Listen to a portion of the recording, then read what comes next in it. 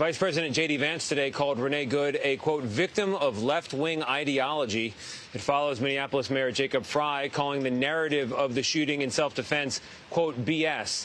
And then there was this comment yesterday. To ICE, get the out of Minneapolis. And Mayor Frey joins me now. Mayor, thank you very much for being here. I know it's a real tough situation. You've called, as we just heard, for ICE to get out of here. ICE clearly is not going to get out of here. So what happens next? How does this get better? Well, look, right now, our first priority is to keep the people of Minneapolis safe. And we know that the underlying intention of ICE is not safety, it's not reducing crime. What it is to cause chaos and disruption in our city. It's clearly they want to deploy additional military resources, and we're not going to take the bait. I'm well aware of the role they play in having a city that is on edge and then reacting, but I'm curious about your role here as the mayor. The rhetoric we just heard, other things you have said. You've now got protesters in the street saying things like Nazis go home. How are you helping the situation calm down? What I appreciate about this situation right now is we in Minneapolis are all singing with one accord, which is, one, we are going to stand up for our immigrant community. Two, we're going to keep people safe. And three, we're not going to take the bait. If you've watched how a lot of these protests have carried out, this is not some repeat of what we saw in 2020. What we see is that people saying, hey, hang on a second, ICE wants us to take the bait. They want us to screw up, do something wrong, and then ultimately see even greater military presence in our city. But we've seen some skirmishes. The city is on edge. So proactively, what are you doing to restore calm? We're looking for some leadership here. I heard from Americans up and down the aisle.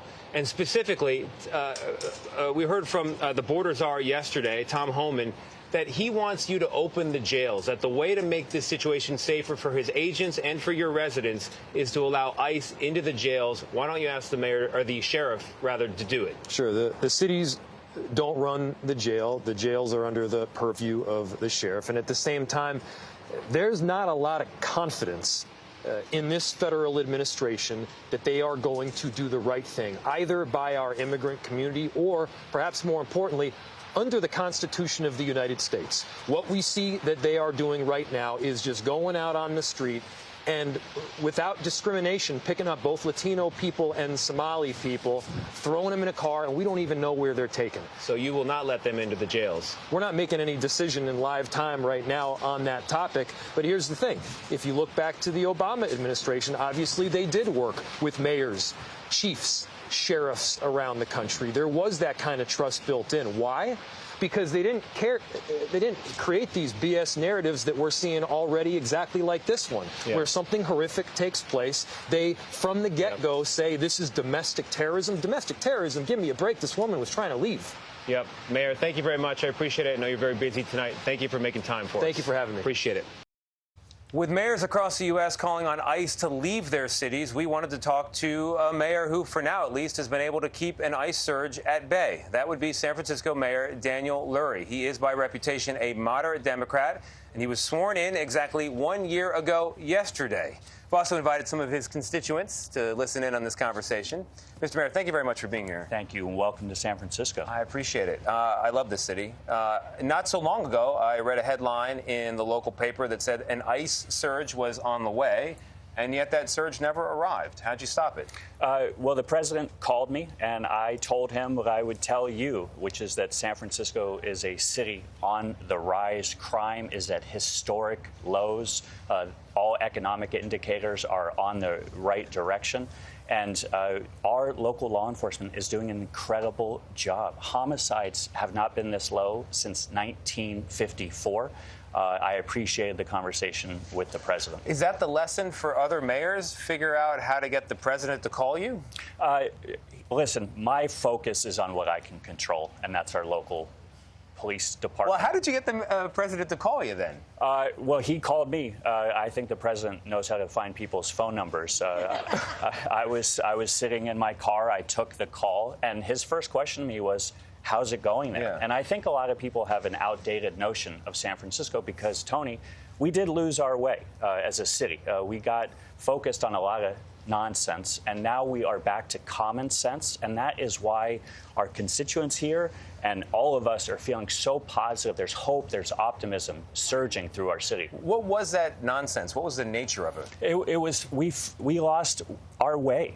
We didn't focus on public safety. My #1 priority every single day is how do I keep the residents safe? How do we tackle this drug crisis on our streets? And then how do we help our small businesses and our business community thrive and get them engaged in our community?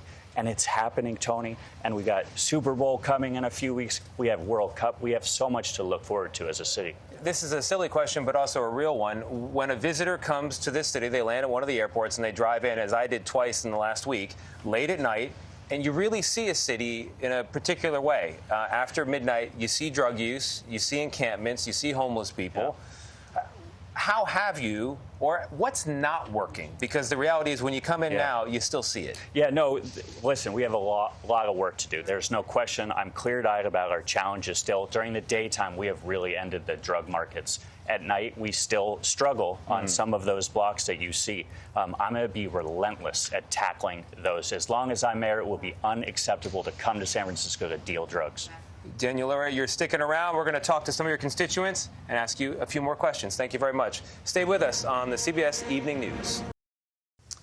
We are back live from San Francisco with Mayor Daniel Lurie. I talked to some of your constituents who are behind me. We huddled, and we want to ask about the wealth tax that's been proposed here in California. It might come up for a vote soon.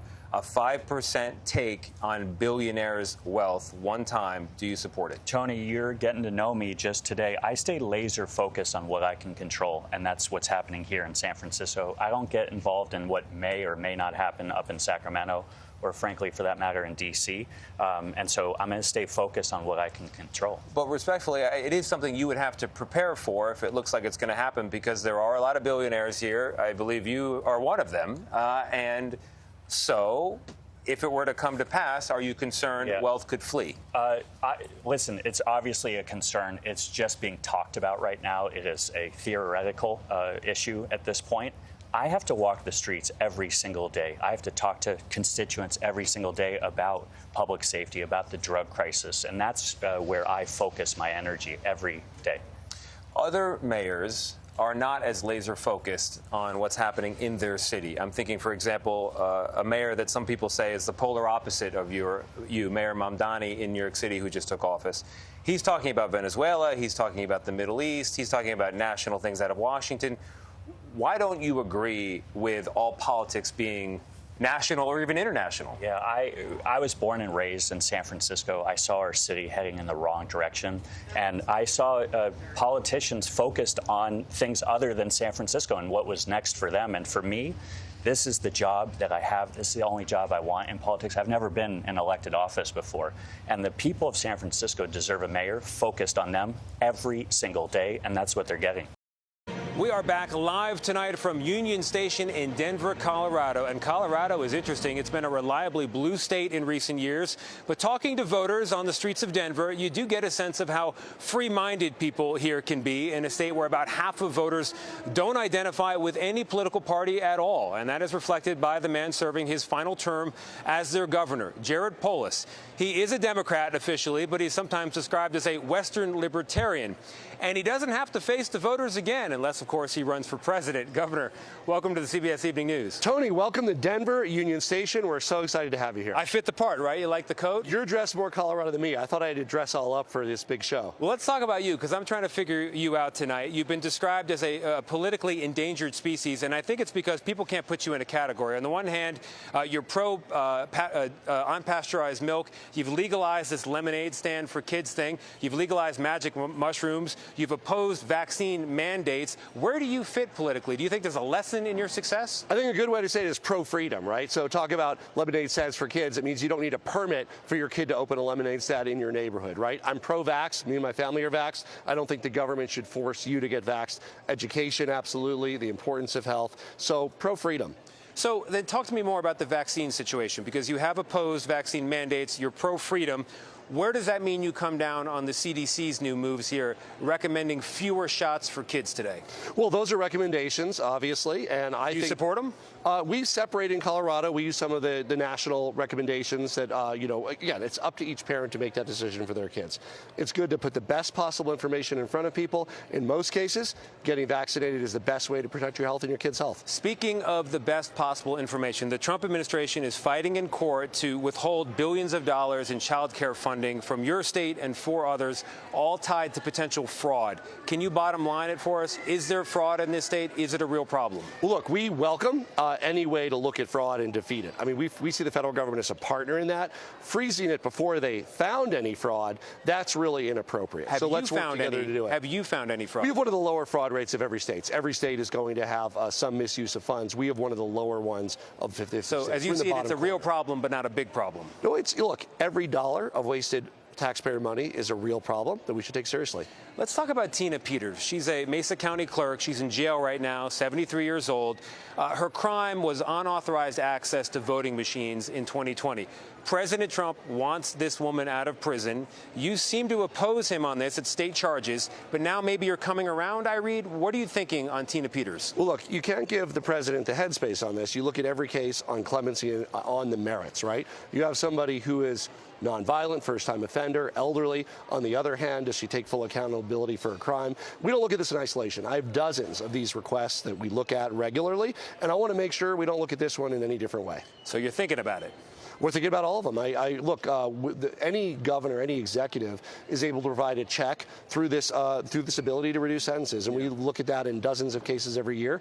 And in my last year, certainly mercy and giving people a second chance, it's a core value of mine, and I'm really looking to do it in other ways that can help people. All right, Governor Polis, I know you're sticking around for some additional questions. We really appreciate you coming by and spending some time with us. Thank you very much. Thank you, Tony. Governor Jared Polis. All right, we're back with Governor Polis of Colorado. A little bit of overtime here. One of your voters over there was not happy with your Tina Peters answer on whether she should come out of jail or not. That's right. Well, there's not an answer till there's an answer, right? So people are waiting to hear what I'm looking at. And again, the way I look at that is just simply based on the facts. And there's some that work in her favor, some that work against her. And it's not unique to her. Frankly, the harder cases for me on clemency are people that have committed assault or felony murder. I've done some of those over the years. And it really, to let somebody out at some point, have they made restitution, is a tough decision, but it's one that I'm never afraid to shy away from. When we were talking earlier, you mentioned that Colorado overall is a very healthy state, and I know you've lamented in the past the fact that some Democrats have sided with the RFK wing of the Republican Party. They've switched their votes in part because of the Make America Healthy Again movement. What lost those voters for Democrats? Was it meatless Mondays? Was it diets for climate change? Like, where did the Democrats go wrong with that constituency? Well, some of those voters, to be clear, are vegan or vegetarian or gluten-free. I mean, very health conscious. I think Democrats should be the party of health, and that means health care reform, making it more affordable for people. But remember, it's nobody's goal to have health care. It's your goal to just stay healthy, and a lot of that comes down to diet, nutrition, exercise. And it shouldn't be a partisan message. Colorado has the lowest obesity rate of any state. We're proud of that. We have a great outdoor lifestyle. That's something that we should really take across the country. But Democrats were already trying to be the party of health. There were, Biden had a summit. The Obamas were focused on it during their time in office. So where did things? I don't know. I mean, I didn't really see them talking about, for instance, the health dangers of highly processed foods. The same way that some of the Republicans did. So I think really Democrats should step out, how we can reduce insecticide use, healthier diets, healthier nutrition. School meals is another one we should make some progress on. Since you mentioned earlier that you are pro-freedom, when do you make a decision that the government has a role to play intervening in people's lives? Oh, of course. I'm not an anarchist by any way, shape, or form. Look. We have rights, fundamental rights, God-given if you believe in God, given out of social convention with different set of beliefs. But, when you're minding your own business and doing your own thing, the government should interfere. When you start interfering with your neighbors and those around you, there's a very appropriate role of government to step in and say they deserve their freedom too. Affordability. I talked to voters yesterday all around 16th Street here, not far away. That came up constantly. People don't feel like they can afford what they could 5 years ago. How are you addressing that? First of all, Colorado is a great place to live. That's why people are moving here. That has then made prices higher. We're still a good deal compared to states like California and New York. It's lower cost here. But yes, it's challenging. And we've reduced the income tax rate 3 times. When I came into office, it was 4.63%, reduced it to 4.5%, 4.4%, and then when we have a surplus to 4.25%. We've cut property taxes, where we're looking at all the cost drivers. Our universal preschool and kindergarten, families in Colorado, when I became governor, had to pay for preschool, had to pay for kindergarten. Now it's free, saves families over $6,000 a year. Do you think politics has gotten worse in the 8 years you've been in office? I mean, nationally. It's definitely gotten more vitriolic, right? I think it's wonderful to disagree. It would be a very boring place if we all agreed on everything. Sure. But there are constructive ways to disagree, and I enjoyed working with Spencer Cox on our Disagree Better initiative, really elevating the fact that disagreement is part of the American spirit in our existence. Our founding fathers had very profound disagreements, but to step down to the level of personal attacks and undermine the motives of others is really what's dangerous in today's society. What bothers me the most is the huge gap in perceptions of what Democrats think Republicans believe and what Republicans think Democrats believe. Most Americans are good, honest, hardworking Americans who want to make our country a better place, and we need to celebrate that commonality. So what's your role then in all this? I mentioned to you earlier there was a voter I talked to yesterday who said it feels like Republicans and Democrats have forgotten that we're all on the same plane. And one of them's going to crash the plane despite the other. And I'm back here saying, just land it safely.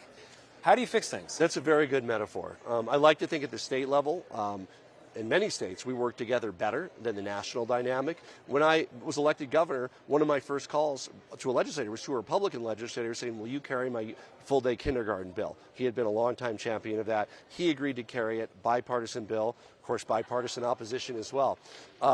Every member of our legislature introduces 5 bills, whether a Republican or a Democrat, and there's many bills from both sides that reach my desk, and I've also vetoed bills from both Republicans and Democrats, too. I had a somewhat jokey introduction to you about how all these different positions you've taken and how it's hard to place you politically. But underneath that, there's a serious point, which is young people don't really identify with political parties. You're hard to fit in a party. Do we need political parties the way we used to? Well, about half of Coloradans aren't a member of any political party. We call it unaffiliated. Some states call it independent. And it doesn't mean that some of them aren't passionately progressive or conservative, but they don't see themselves in a party structure. They believe in their beliefs. They might be a mix and match of the different parties. Honestly, I think voters should pick the best candidate for any office. In Colorado, we also have direct democracy. Many initiatives come before the voters. That's how we legalized marijuana. That's how we legalized natural medicine, psilocybin, ibogaine. Those are decisions that the voters made directly. But would we be better off without political parties? Well, look, George Washington warned of the danger of political parties. Is Jared Polis going to follow Washington and warn now of the dangers? You look at countries that have multi-party systems. Our single-member districts makes it hard. I think a multi-party system would be healthier in many ways, proportional representation. I also support term limits. I support open primaries. In Colorado, if you're unaffiliated, you can vote in the Democratic or Republican primary. That's up to you. You don't have to be in that party to vote for it. So the more we can open it up, the better. Top 2, top 5, ranked choice voting. City of Denver selected their mayor, ranked choice voting. It worked well. My city, Boulder, selected our mayor, ranked choice voting. All right.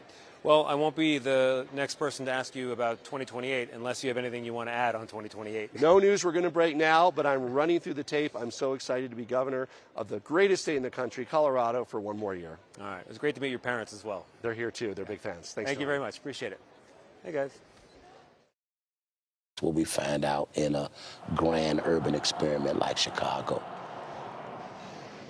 We are joined now by Chicago Mayor Brandon Johnson, a Democrat, a former social studies teacher here in Chicago, as well as a former member of the Cook County Board of Commissioners. Mayor Johnson's been in office since 2023. Hey, thank you very much for joining me. Of course. Thanks for having me, and Happy New Year. Thank you very much. I appreciate it. So you just saw that piece. This problem of the life expectancy gap is decades old, long predates you. Why hasn't government been able to step in and fix it? Well, first of all, it is a real problem, and we are working hard under my administration to address it. What is driving that life expectancy gap It's homicides and it's drug overdose, right? We've reduced homicides this last year by 30%. We've reduced drug overdose by 34%, a total of 40% reduction since I've been in office. I'm confident as we continue to do the work that's necessary to invest in these communities, we can improve the quality of life for all of Chicagoans. But you're someone who's lived here for your whole life. You live on the West Side now, and you're in public service. What is the explanation for residents who have known about this, as you just heard, for 30 years or more? You come along, you've got a plan. How come no one else fixed it already? Well, part of the problem is we've had leadership that has focused on neighborhoods like the Loop. And we've seen that at every level, whether it's local, state, the federal level. And unfortunately, not enough attention in neighborhoods like West Garfield Park or Austin, where I live on the west side of Chicago, or on the south side in neighborhoods like Inglewood. But we have transformed essentially how we are approaching leadership in this moment by focusing our attention in the neighborhoods that need these critical investments, whether it's youth employment, of course, or whether it's education, whether it's health care, particularly mental health care. That's what my focus has been. And unfortunately, for a very long time, every level of government has focused on neighborhoods that, quite frankly, do not need the type of investments that West Garfield Park and neighborhoods like that across the country deserve. What I learned from the doctor today there is that the quality of life that people are living in West Garfield Park historically contributes to the lower life expectancy. It's a harder life, more disease, and people die sooner. The lack of resources is a big part of that. But what comes first? You have to clear out the drugs and the crime, and then the investment comes? Or does the investment come and that clear, what I mean? Look, that's a great question. Look, it's a combination of both, right? Look, the neighborhoods that deserve investment in education and healthcare and housing, we have to do that now. But of course, we have to address, these, decades-old challenges that have been ignored for a very long time. And so that's why we have done, what the strategic partnership around policing and affordable housing, policing and youth employment, policing and mental health care services. By taking that full force of government approach, it allows for us to address the critical issue, the immediate need, while setting us up for long-term viability. What was interesting is everyone I talked to today said, do you think we're finally at last at the beginning of the end of this problem? And people were not sure. The answer was yes. What's your answer? Well, look, I believe we're obviously headed in the right direction. We have a little more work to do. It'd be great if we had partners at the federal level. We know the Trump administration just cut $2 billion away from mental health care services. That's problematic. We're investing in mental health. So I believe that we are, at the beginning of a transformation. And I'm confident if we continue to come together, we'll see the type of life expectancy for all of Chicagoans that we can be proud of. Mayor, thank you very much. We are back now live from Pittsburgh with the two U.S. senators from Pennsylvania, John Fetterman, a Democrat, and Dave McCormick, a Republican. Pennsylvania is one of only 3 states now with a split delegation. The other ones are Maine and Wisconsin. Gentlemen, thank you very much for being here. I appreciate it. There used to be 9 states that had a split delegation going to Washington. What changed? And Senator, I'll start with you. How do we stop this polarization? Well, we're trying to set a good example because we have lots of disagreements, but we trust each other, we like one another, and we look for ways to work together for the people of Pennsylvania. And we've developed a great relationship, and it's been really successful with things like Nippon and U.S. Steel. These are things we've worked on together. So he says you're setting an example, Senator. Yeah, well, and he is too. He is too. Early on, the first time we actually met was at the 5th anniversary of the Tree of Life massacre. And we already agreed we're never going to be personal, and it's not going to get vicious or anything. And then after he was elected, we're going to just find for wins for Pennsylvania, and we can agree to disagree on other issues like that. All right, it's a mystery then why other senators aren't able to do this. Let's talk about Greenland while we have you both there. You agree that it is a strategically important potential asset for the U.S. Denmark, though, says it's not for sale. Senator Fetterman, I'll go to you on this. Do you think military force is really an option from the Trump administration? No. I think that's wrong. No, that's not an option. And for me, though, it's also undeniable that, one, this is not a brand new conversation. Truman and other in the past offered to buy it there. And now I also remind people it's actually closer to us geographically, North America, to Denmark and Europe, to technically that too. So it's not an absurd idea. Not at all. But obviously not showing up, with the military and take over. It's the size in terms of the population of Harrisburg. Yeah. I mean, you're not going to invade, Senator, where are you on the question of Greenland? Because it is of strategic importance for defense purposes and others. How do we get it? Do we even need it? You know, I was just a couple months ago met with the Prime Minister of Denmark, and they are welcoming the United States playing a more active role. There's an open door, I think, for diplomatic negotiations, for commercial negotiations. I agree with the senator that we shouldn't use military force, but I think we need to have a strategic foothold, and I think there's a path to it, and I think the Trump administration will get there. Let's talk about health care. Many Pennsylvanians saw their health care premiums go up because we don't have these subsidies for the Affordable Care Act anymore. You said Republicans have to fix this.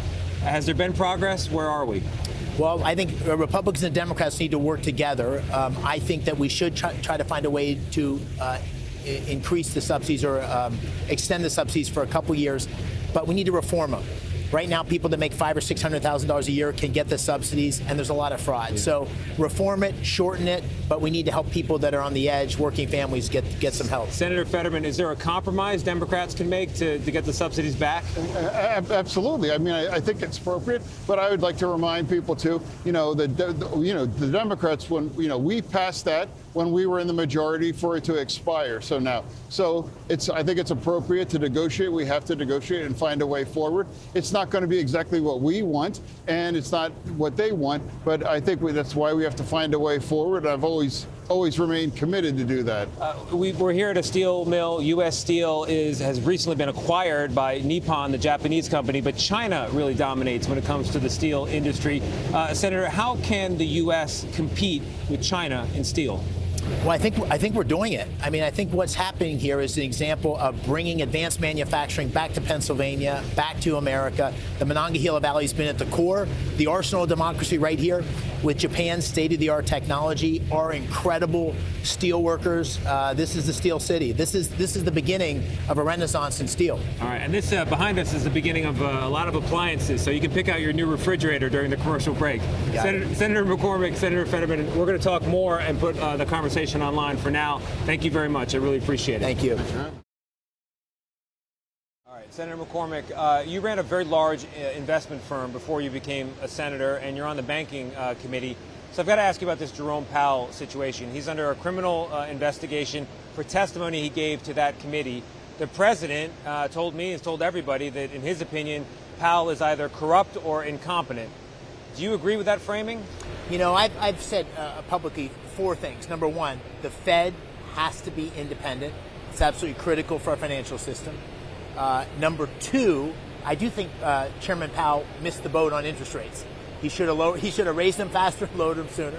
3, if there's some sort of overspending on the Federal Reserve project, that should come through the Congress, through the Banking Committee. We should hold him accountable. And then finally, no, I don't think he's involved in any criminal activity.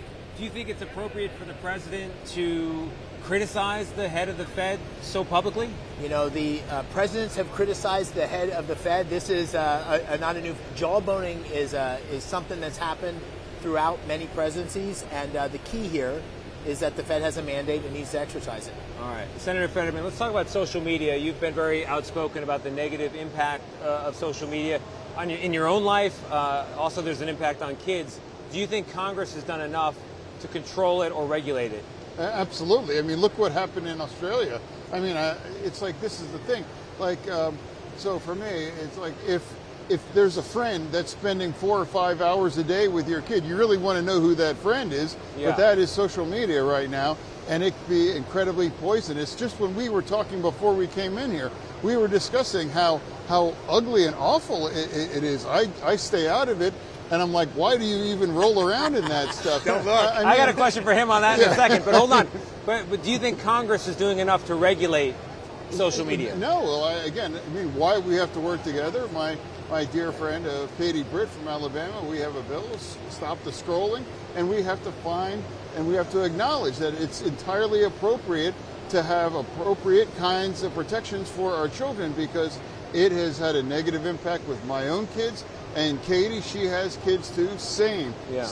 And now for millions and millions of kids, what Australia's done, I think is entirely appropriate, or if not a full, but certainly going towards and making it more safe and secure. Yeah.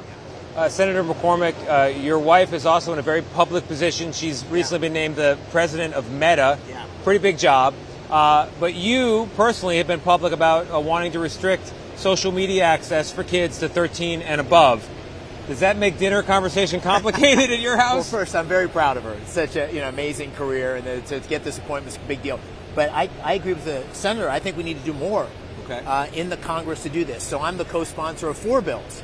Eliminate social media for kids under 14, make the data available to researchers, ban phones in schools that are funded by the federal government. So there's a number of things we need to do to constantly focus on and reduce the negative impact of social media. One of the big issues, and there's a new one it seems like every week on social media, is on X, the AI bot Grok can generate sexually explicit images of people, including minors, very quickly.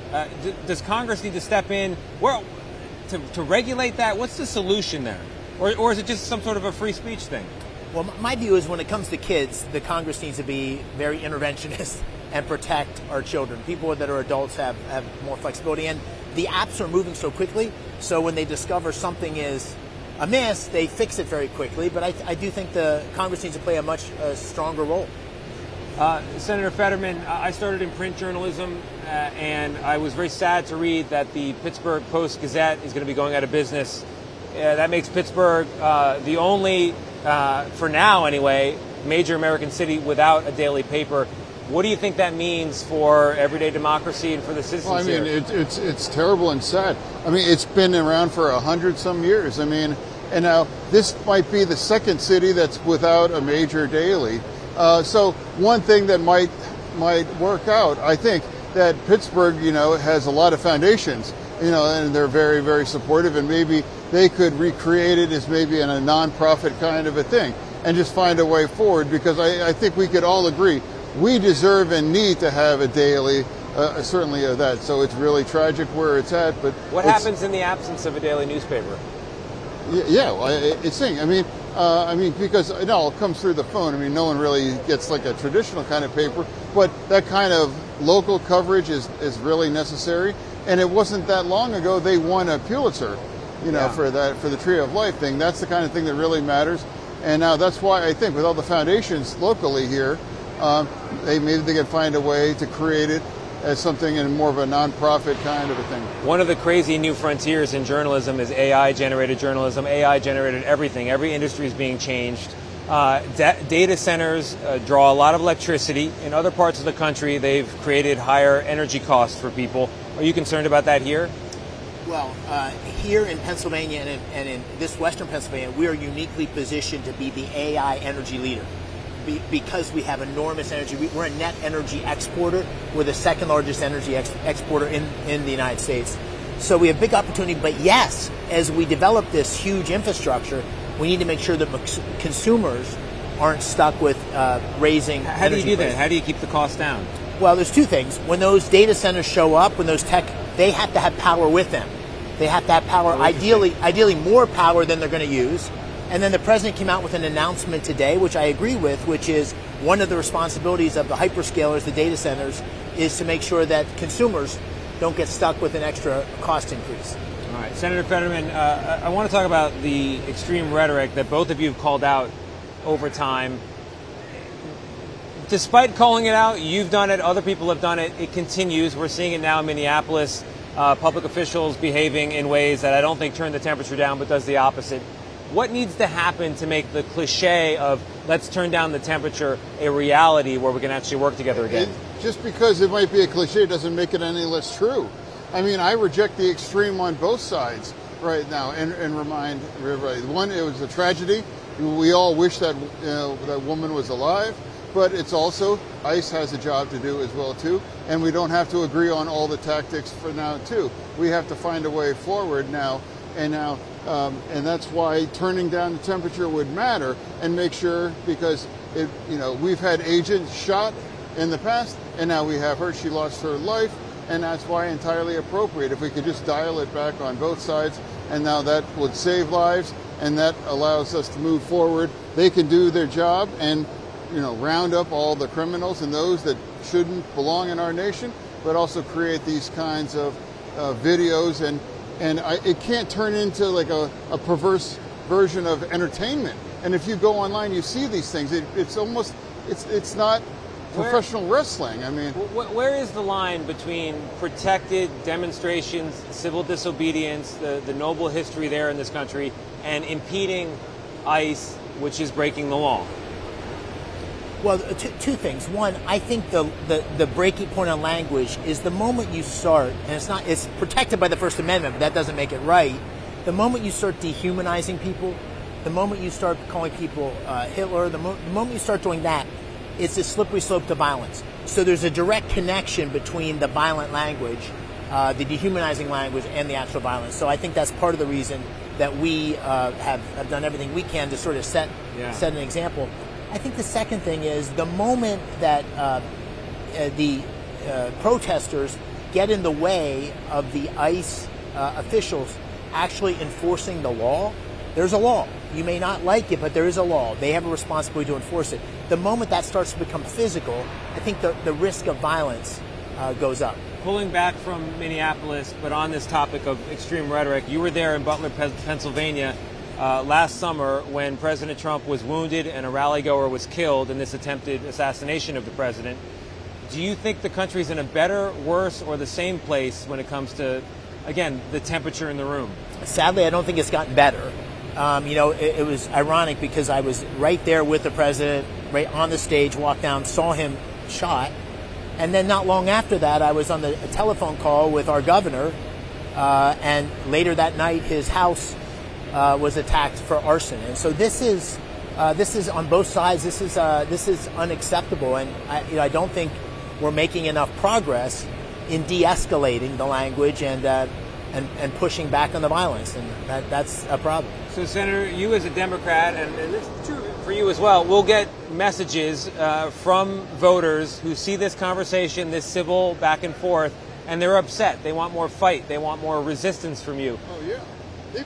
People want us to, like, take up a folding chair, like that kind of a thing. It's just like I refuse to do that. Yeah. Because, I mean, it's a fact. We're friends, and we get along. And we always, we look for opportunities for wins for Pennsylvania or our nation for that. I don't think I've ever heard, he doesn't say extreme things, neither do I. We don't attack people, don't call people names. I reject that in the strongest way. And now, we're responsible for our own voices, and we try to be the kind of example. And if some people's angry that I don't hate him or, hate me, then it's like, they're entitled to that. But, we have to find a better way forward. It's deeply, deeply polarized, and people can get so personal about that because we need each other. We're all Americans, and we have to find a better way to disagree. Yeah. Senator, do you have any closing thoughts? You'd agree with this. There are people that criticize both of us, but I get a lot of people coming up to me and saying, I thank you for that.